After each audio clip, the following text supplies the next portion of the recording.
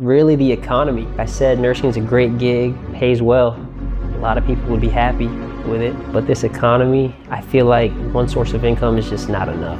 I call my mom, I'm like, this guy's probably gonna die. I see blood on the windshield, he's screaming, he looks like he's stuck against the windshield.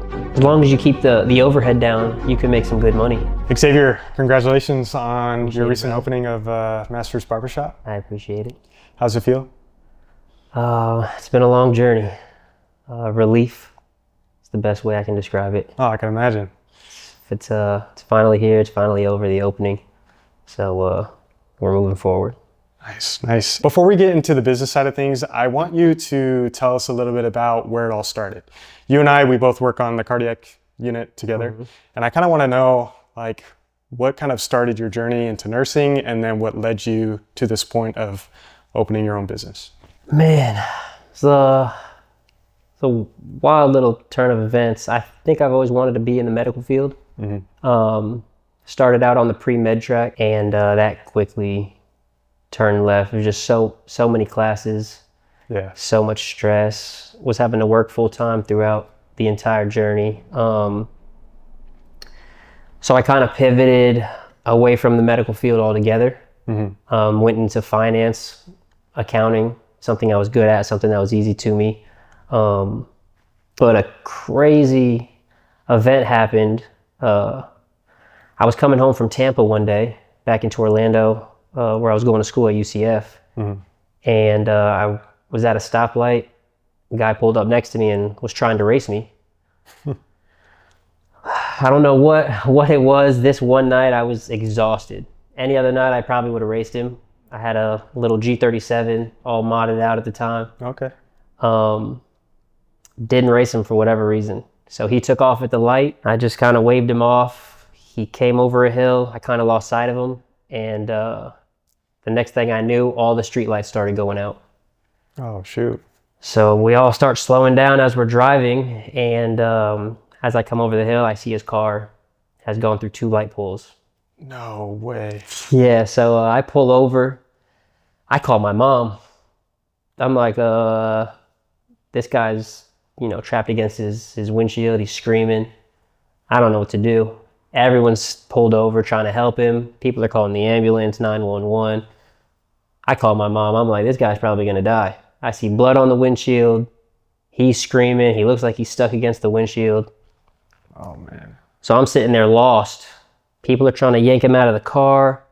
He's screaming. They're twisting him, turning him. Finally, a Navy SEAL or ex-military comes out, yanks him out of the car, puts him over his shoulder. The guy's screaming in agony. You can tell he's in pain. It's not looking too good at all.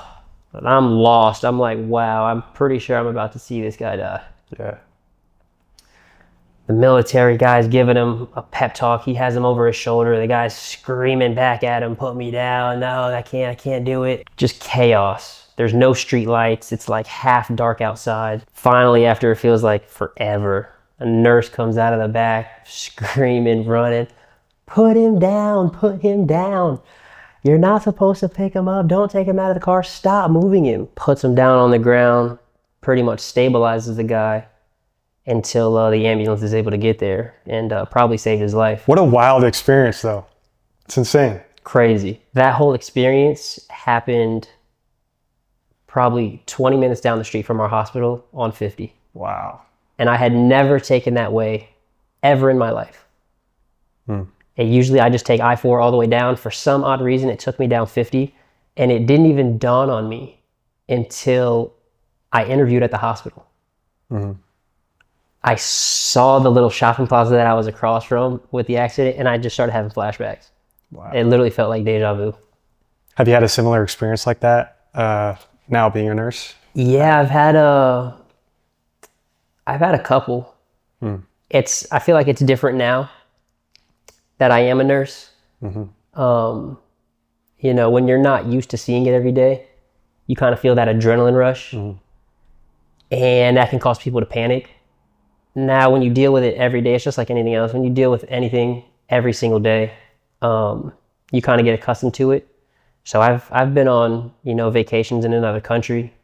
A kid drowned while we were there. Wow. And you just jump in action now. You don't even think about it. You know, the adrenaline is still there to a point, but it makes it easier when you know what to do and how to do it. Right. And you've been a nurse for what, 2-3 years now?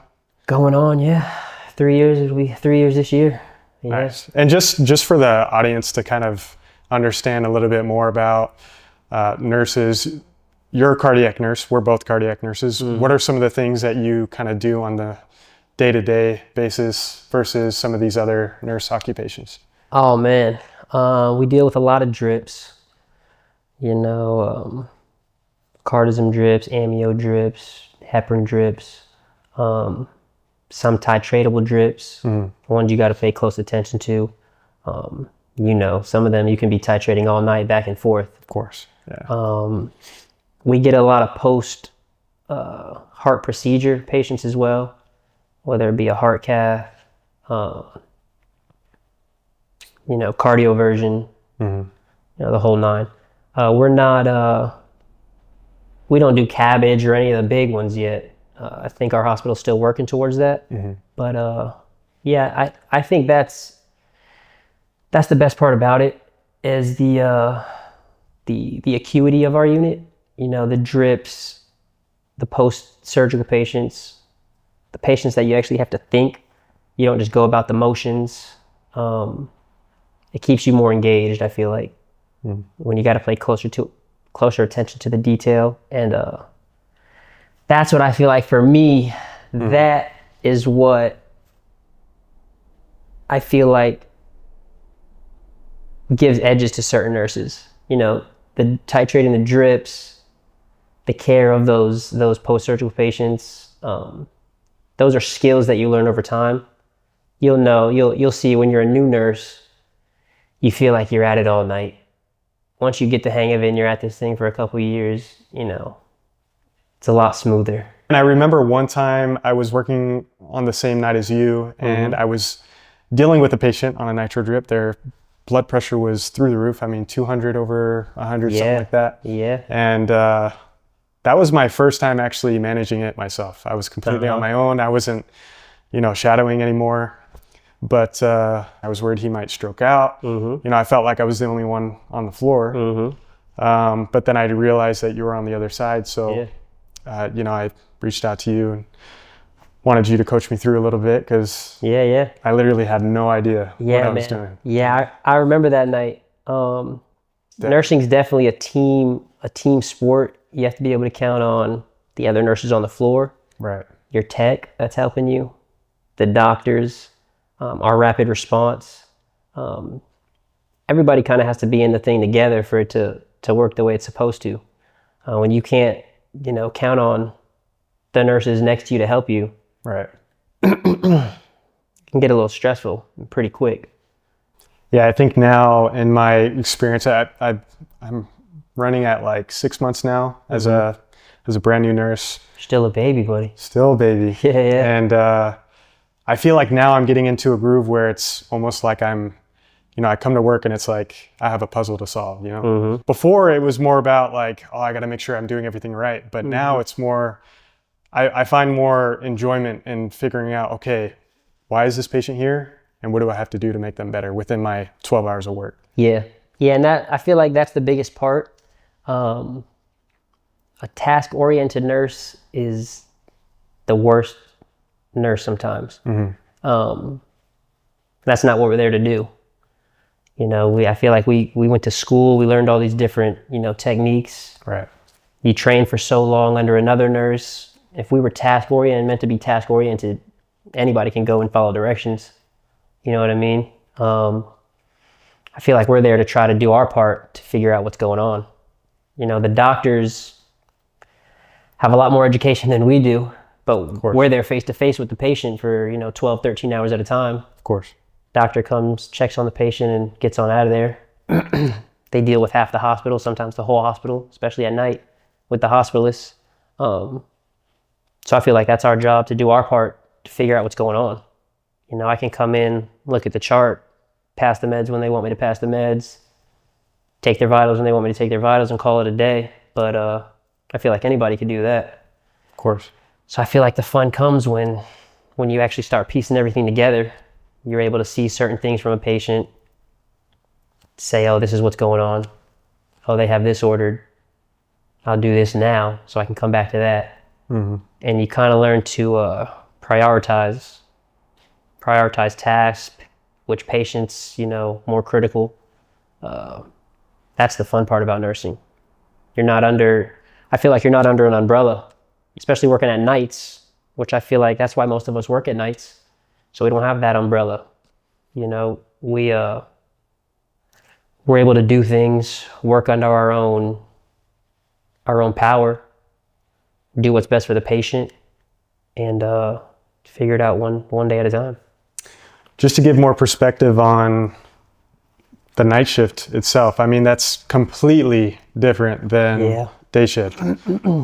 What are some pros and cons to night shift? As a night shift worker of about 3 years now, man, I've been doing it for about 5 years in total, but I'm kind of curious to hear about your perspective because you know you have a kid. Yep. You have this business that you're running as well. So how do you manage dealing with all of that and working night shift? Well, first, the pros and cons to working night shift. The pros are you get paid more. Yeah. That's the big part. That's why I originally wanted to sign up for nights, honestly. Mm-hmm.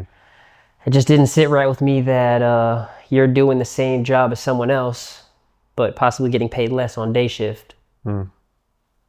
Which the scheduling, it could be hard for some, but I was willing to deal with that. So the pay for one. Two, I don't want to get anybody in trouble, but you don't have to deal with management all day. They're not in your face all day.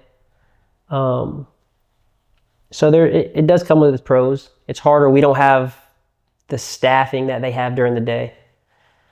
They have multiple rapid response nurse, the vascular team, doctors available at bedside, all the specialties there. There are pros to having management there at certain points. So they're better staffed. They're more well equipped for certain situations. The schedule's easier. You're not transitioning night shift, day shift, night shift, day shift. So just like anything else, it's give and take. I manage it trying to keep the best handle on the schedule as possible. Try to work your days in a row, and that's really all you can do. That's the hardest part is, when you're working 2 days here, have off one, Right. Yeah. Off one, on one, off one, here on two. It's impossible. Right. Yeah. You work, you get off at 7 o'clock. People don't realize you still have to eat, go home, shower. You may have stuff to do in the morning, whatever the case may be. And try to sleep. You're not going to sleep till 9:30. Yeah. Now they're cutting the grass, mail truck. Yep. Everything's going on during the day. The sun's out. So if you do get sleep, like you're supposed to, you're waking up at 4 or 5 in the afternoon.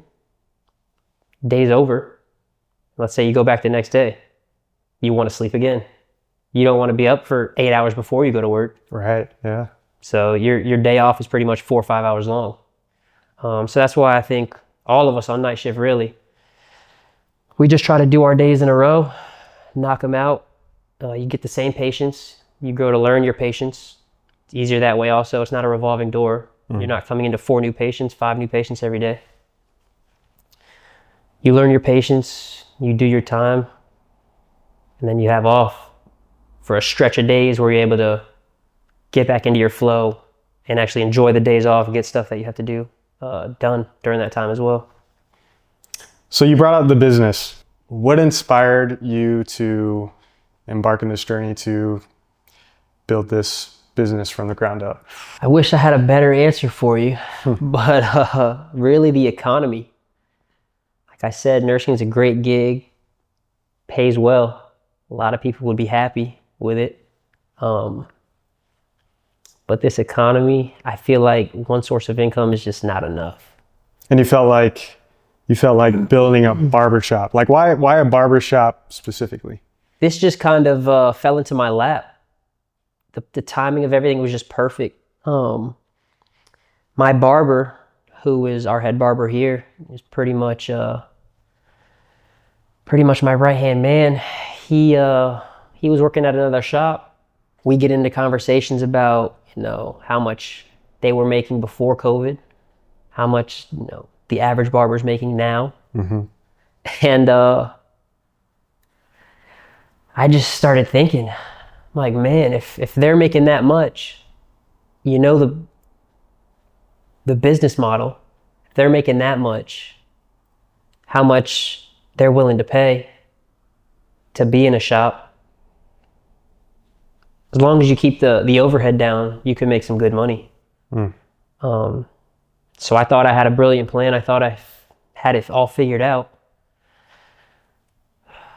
It turns out it's a lot harder than you would think, but it's just like anything. I mean, you got the YouTube going, you do photography, videography, everything on the side as well. Yeah. It's a mix of the economy, always striving to do more. It's a mix of a bunch of things. And then when you work nights, those nights where you can't sleep, everyone else is asleep. So you're just tossing and turning with your own thoughts. Yeah. And you think you come into these bright ideas, and some of them turn out this way. What systems did you have in place so that way you can allow this business to flourish on its own and you can kind of step back and focus on your nursing stuff? Yeah. I have a few people that kind of helped me through the whole process. One of my best friends, I actually lived with him in high school. I got kicked out of my house. His dad owns commercial real estate. So he helped me through the whole process of actually obtaining the building. Nice. That was the hardest part. Being a new business owner, at that time, not even a business owner, you just have this bright idea and a piece of paper that says you're an LLC. You're talking to owners of these commercial buildings who you have to have faith that they'll entrust you to be in their building. So a lot goes into it. He helped me through that whole process. That was step one. That was probably the roughest phase. And then step two is really just the team I have here. I was blessed, like I said, the barber that was cutting me at the time is my guy in here. He brought his guys over as well. So really it's a whole family operation in here. Got my guy Ray, who's our head barber. He brought his boy JP, his boy Jose. They've all grown up together, kind of built this thing from the ground up. And then I know this guy, he used to do some construction. He helped me build this thing from the ground up, man. Jeez. So that's it. It's really just, I had some good people in my corner. Right. And the team I have here right now, I'm blessed to have. Like I said, we're pretty much all in it together, and we're all just building this thing from the ground up.